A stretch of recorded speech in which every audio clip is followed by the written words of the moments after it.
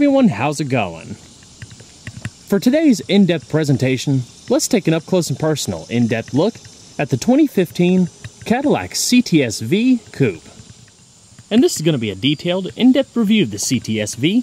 We'll start up, show the engine, get an exhaust clipping over the performance data, as well as show you a bunch of the unique aspects of both the interior as well as exterior. And before I begin, I'd like to extend a big thanks and shout out to my good friend Stan Blair for allowing me to film his 2015 Special Edition CTS-v Coupe. A really cool guy and fellow car enthusiast who also provided his Corvette Stingray for review towards the end of last year. And so, without further ado, let's go ahead and start her up. Let her run.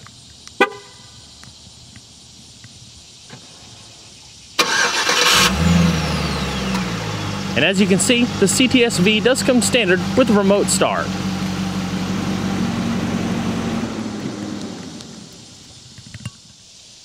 The Special Edition CTS-v Coupe only comes in 3 different colors, this particular one being crystal white, but also available is black diamond as well as phantom gray. Nicely paired with an all-black premium leather interior with Alcantara accenting and standard Recaro sport bucket seats.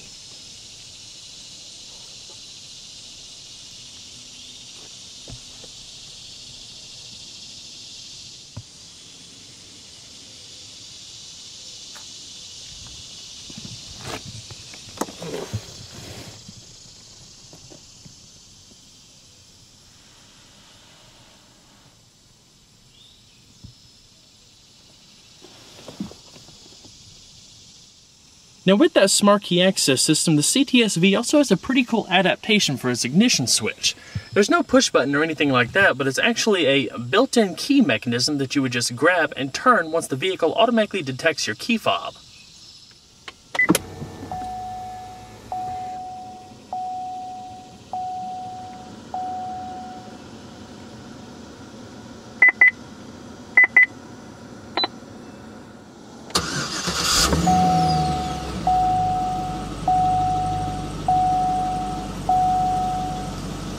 Beautiful sound from that 556 horsepower supercharged V8.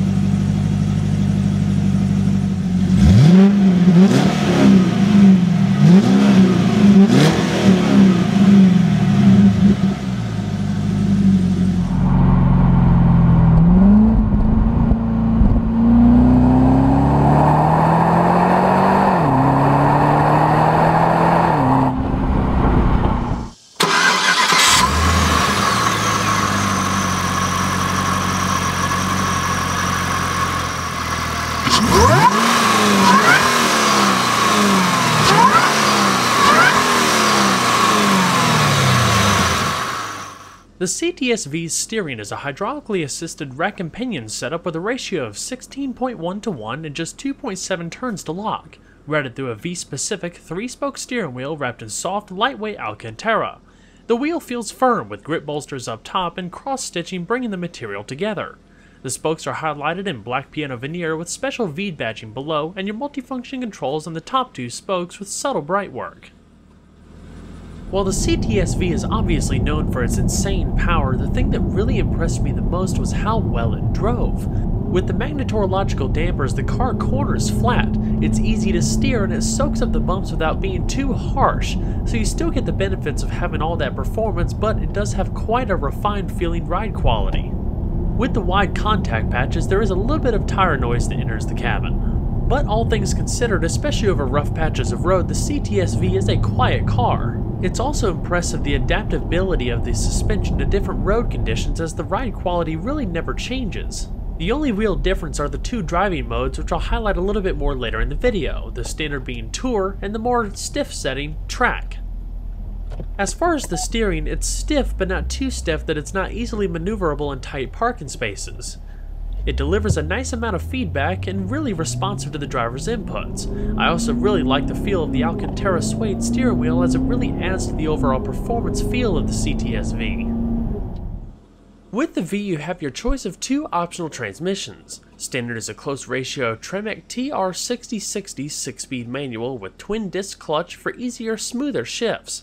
If desired, you can also opt for this Hydromatic 6L90 6-speed automatic. With the manual, there's a no-lift upshift feature that allows the driver to maintain wide open throttle during a shift, keeping the supercharger boost pressure up for more linear acceleration. By tapping the gear selector into sport mode, it races the shift points, keeping the car more in its power band like when going through a curve. You're even able to shift the vehicle manually via the gear selector below or via the buttons located on the back of the steering wheel. A backup camera is available, including blind spot monitoring, and will automatically rise out of the dash if the screen is in its closed position. The shift knob nicely wrapped in black piano veneer, Alcantara, and a leather shift boot. As far as your traditional automatics go, the 6-speed Hydromatic available for the CTS-V performs well.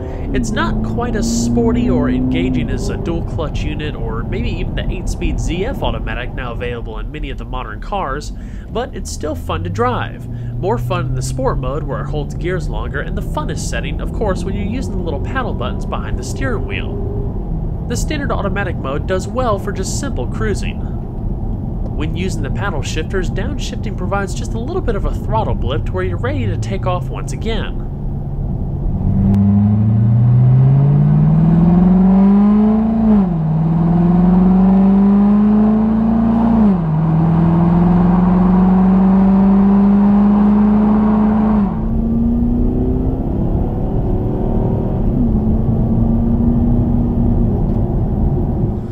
And so, we're going to flip on the LED accented bi-xenon projector headlamps, as well as the hazards.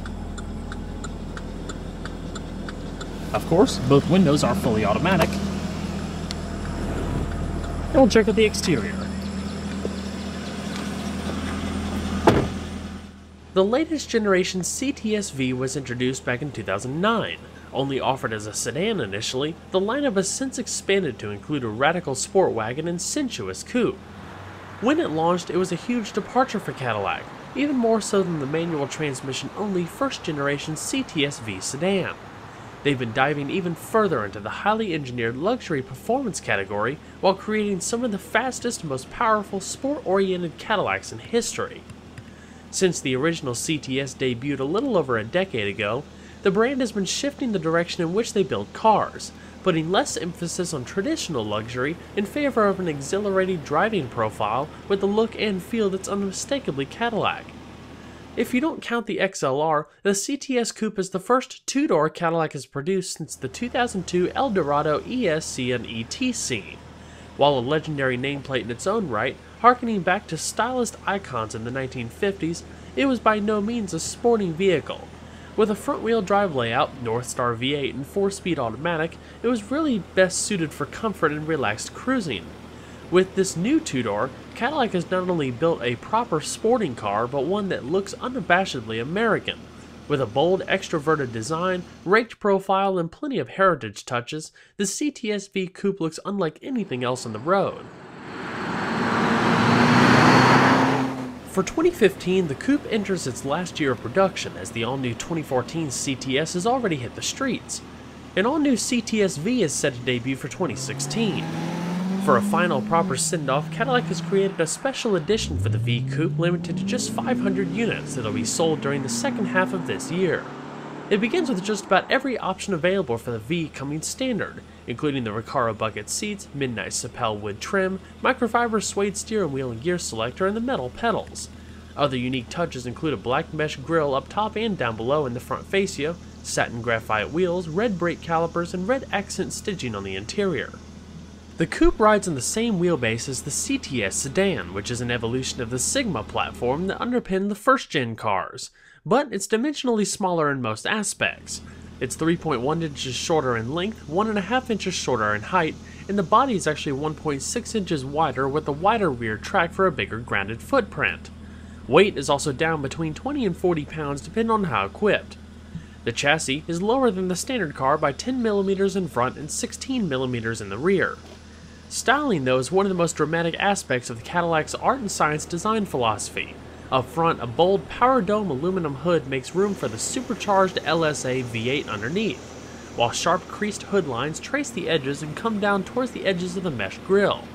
The modified lower fascia features large intakes that work to channel air for better aerodynamics and brake cooling. The sides are mostly uninterrupted aside from a few lines and scallops, the primary being the lines coming off the fender vent which carries on towards the rear before blending into the rear quarters. The high belt line and taller rear give it a classic hot rod proportion, while the nearly flat rear roof and glass flow into a slender, vertical LED set of tail lamps and a swept-up third brake light, itself acting as an integrated spoiler. The spoiler's sharp points and middle edge visually carries itself down to the twin polished exhaust, creating almost a mirrored effect with perfect symmetry between both sides. The cts-v's stellar handling and ride quality owes its thanks to GM's magnetorological shock absorbers, or magnetic ride control, standard equipment for all V cars.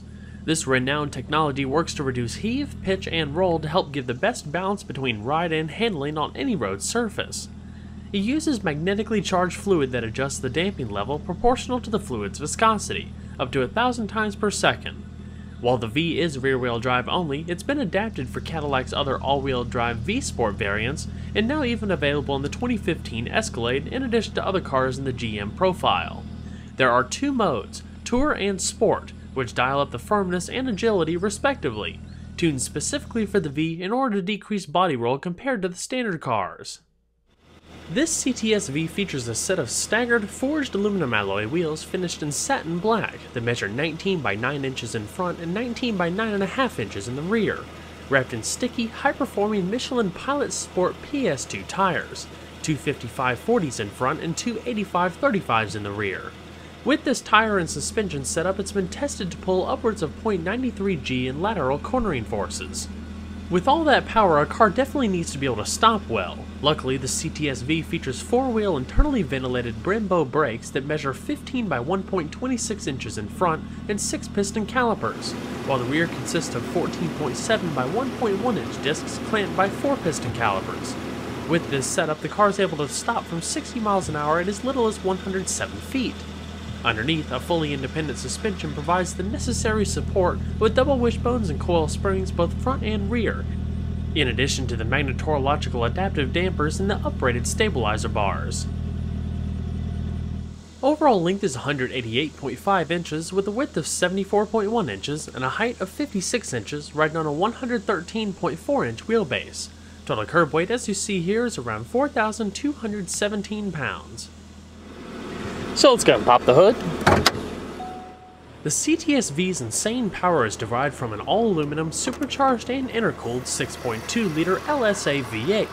It's Eaton R1900 supercharger putting out 9 psi of max boost. It's the same engine that powers all CTS-V variants and also powers the Chevrolet Camaro ZL1, featuring a classic pushrod design with 2 valves per cylinder, hydraulic lifters, port fuel injection, and a 9.1 compression ratio. Total output consists of 556 horsepower at 6,100 RPM and a 6,200 RPM redline, with 551 pound-feet of torque at 3,800 RPM.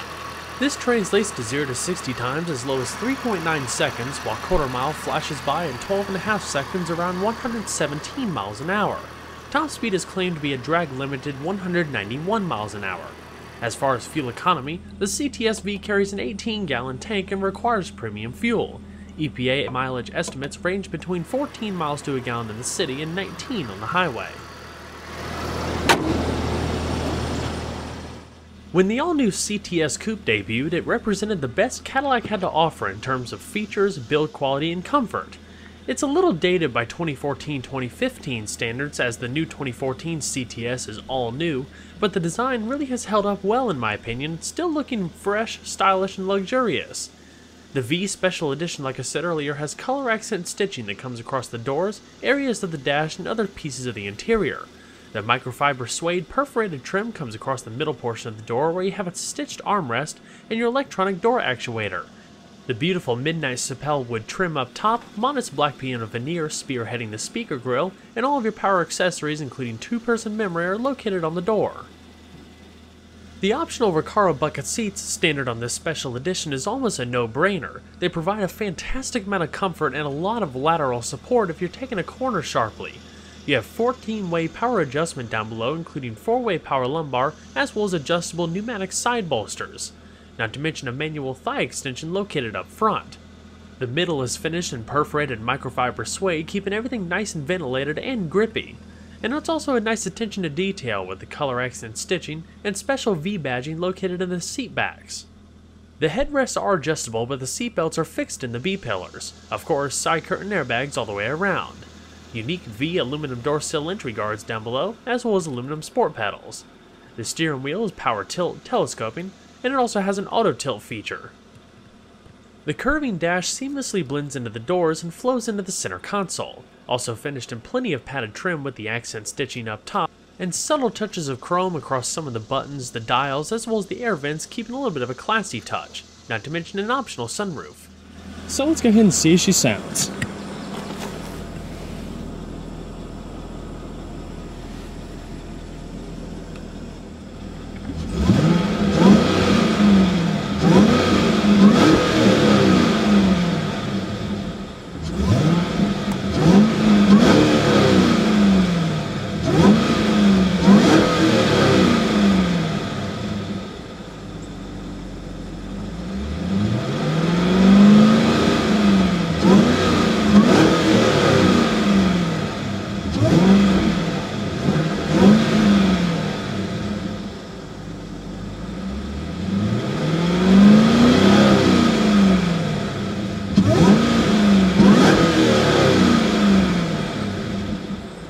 Gotta love the classic whine of a supercharger.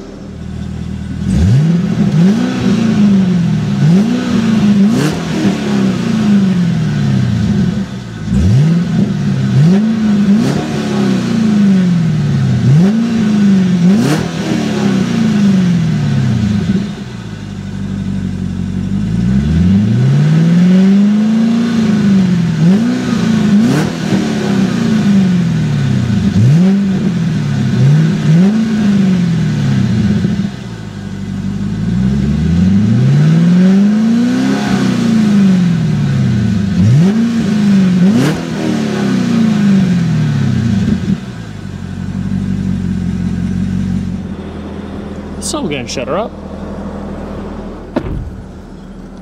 Soft closing doors.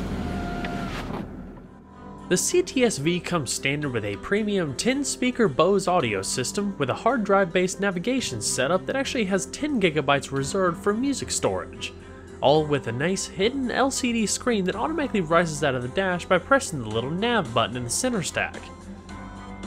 While it's primarily a touch-based system, many of your shortcut keys and commands are located in the button stack beneath the analog clock for easy access if you don't want to have to go through the system while driving.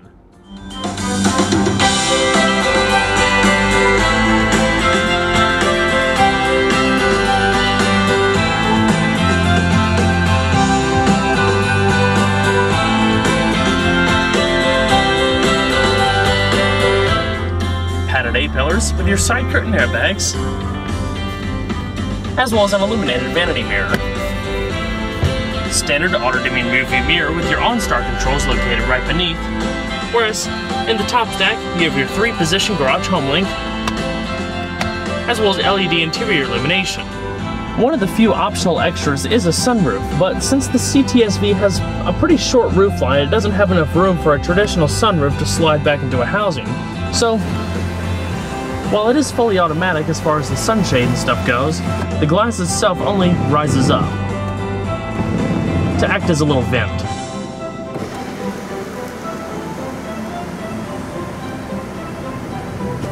Now this system is a little bit more user-friendly as far as figuring out the functionality of it versus Cadillac's new Q system, whereas it's a little bit outdated as far as like the modern infotainment systems out. Sometimes simpler is a little bit better. So right now, we're in our main audio screen where we have all the different media options located up top, including your radio, XM satellite radio, CD, stuff you have on the hard drive, auxiliary, iPod integration.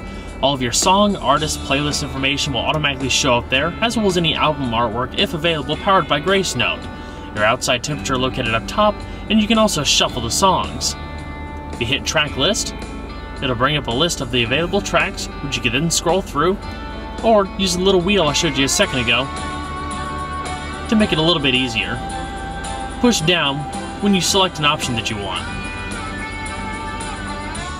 We'll switch it on over to navigation, where it'll bring up the full map with real-time traffic updates, and you can also dual yield the screen with your radio data. Traffic in that other top tab. And down below is your compass. You can look up points of interest, zoom in and out, and more. But if you hit the destination input, that's where you put in your address. Pretty self-explanatory. I also like the transitions between the different menus, how they just kind of fade in and out.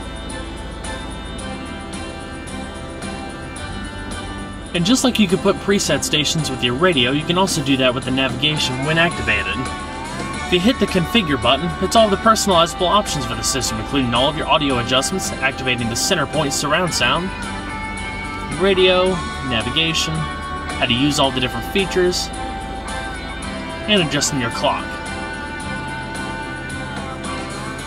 If you hit the info button, it brings up your real-time weather updates with current conditions, extended forecasts, and even warnings. Hit the speech tab, and it'll show you how to use all the voice recognition commands. Now while you're in your radio screen, or XM like I have it in right now, you have your preset stations down below there, of course all of the song, station information, and you can also search by category. And if you didn't want to go to the configuration screen to adjust your audio settings, all you have to do is push the tune button. It'll automatically bring up all of those functions. As we continue down the flowing center console, beneath each of the center air registers is your dual zone electronic automatic climate control, with little digital displays on either side, your temperature adjustment, and 3-stage heated and ventilated seating. The rest of the commands are in the center here, including automatic, recycling, front and rear defrost, different zones, as well as fan speed off to the left. And right above that are all the shortcut keys for the infotainment system like we touched on earlier, including your navigation, audio, repeating navigation commands, destination. Hit the menu button to bring up all the available tracks like we showed you earlier. Favorite, seek, rewind, fast forward, play, pause, record to store things on the system or the hard drive, deleting commands, configuration, info, and your CD player right beneath that. And up top, right in between the two main radio knobs, is an elegant analog clock, all accented in chrome brightwork. Right beneath it is where you close the screen, if you didn't want it sticking up. And there's also a day-night mode.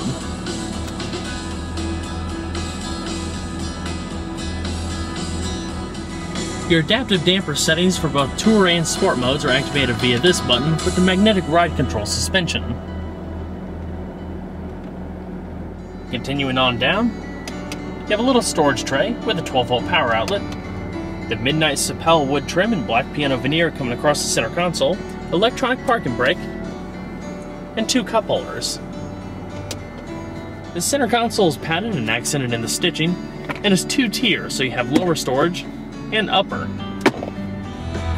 As far as the steering wheel, on the right hand side are your radio controls and hands-free telephone, and the left is your cruise control and turning off your traction control. And of course a 3-gauge pod with chrome trim, red needles, and white letters. There's also red lights that follow the tachometer and speedometer needle as you go faster down the road. Off on the right hand side is your temperature, fuel, and supercharged boost pressure in the bottom. Your driver information system is located here and shows up in the little digital display beneath the speedometer, with trip, fuel data, vehicle information, personalizable options, and more. Alrighty. We're going to shut her down. And we're going to check out the back seat. To gain access to the back seat, there's a release lever on the sides of both the front seats. So you just pull it back and then hit this little powered button to slide the seat forward. You do have storage pockets on the front seats, and a nicely appointed rear area with the new age Cadillac V badging on top of the seats, little center console, and reading lamps. Attention to detail is also quite good with all the padded materials and suede accenting carrying on to the rear passengers. Now, like I showed you a second ago, to gain access to the back seat, you're going to pull the little release lever and then press the power actuated button to slide the seat forward. And then you're going to have to grab the seat belt and hoist it up and slide on in.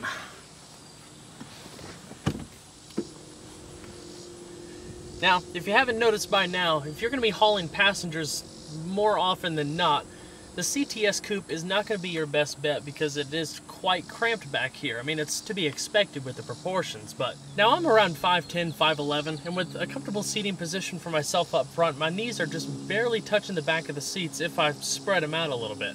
Headroom pretty much isn't there. I'm basically hitting the glass back here if I don't push my head forward and hit the headliner. So you can definitely sit back here if you're shorter than I am, but it's really not made for passenger hauling. But as far as a back seat in a coupe, it's actually really nice back here. Up top, you have all the same padded trim like you have on the front doors, as well as the red color accent stitching. The B pillars are padded, the C pillars are padded, you have side curtain airbags in the rear. There are coat hooks up top here if you don't have rear passengers and you need to haul some extra clothing items. The Alcantara suede comes across the middle portion of the door with perforated trim, padded armrest, you have a center console with the black piano veneer, and 2 cup holders. So as far as appointments, it's, like I said, it's really good. The seats are also pretty comfortable. They're basically bucket seats, so really it hugs your body in quite well, and there's plenty of padding in the lower cushion, and there's even a little bit of lower back support. So if you're shorter than I am, or maybe 5.5 feet or so, this could be a comfortable seating position for you. There's no midsection that comes down for like a trunk pass-through, but both of these seats do fold down to allow extra storage space, which I'll show in just a second. To keep it a little bit more comfortable, there are 2 air registers back here directing air to both of the rear passengers, as well as a little bit of storage and a 12-volt power outlet. Up top, you also have 2 reading lamps, but to get out, it's basically the reverse. Just pull that little flap, push the button to make the seat go forward. Now, on a lot of coupes, they have the seatbelt holders on the front seats, so when you pull it forward, they automatically raise it up for you to allow it to be a little bit easier. Well, the CTS Coupe doesn't have that, and that would make it a whole lot easier, but it's kind of hard to complain because since this is the last year of production, it's kind of a moot point, so to speak. So let's go and check out the rest of the vehicle, shall we?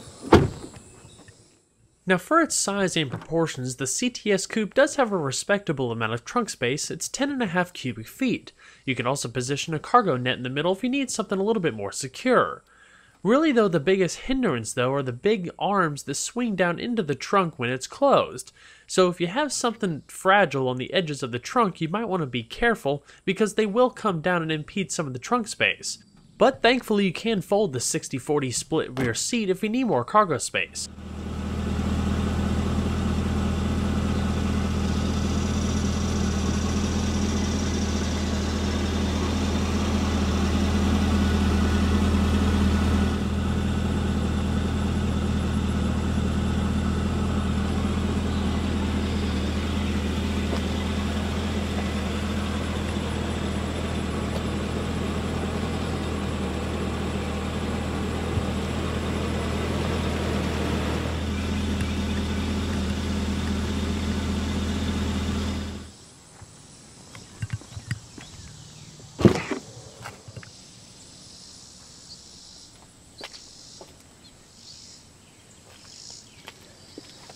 The passenger seat also features the same power adjustments, including the adjustable bolstering, as you find in the driver's seat.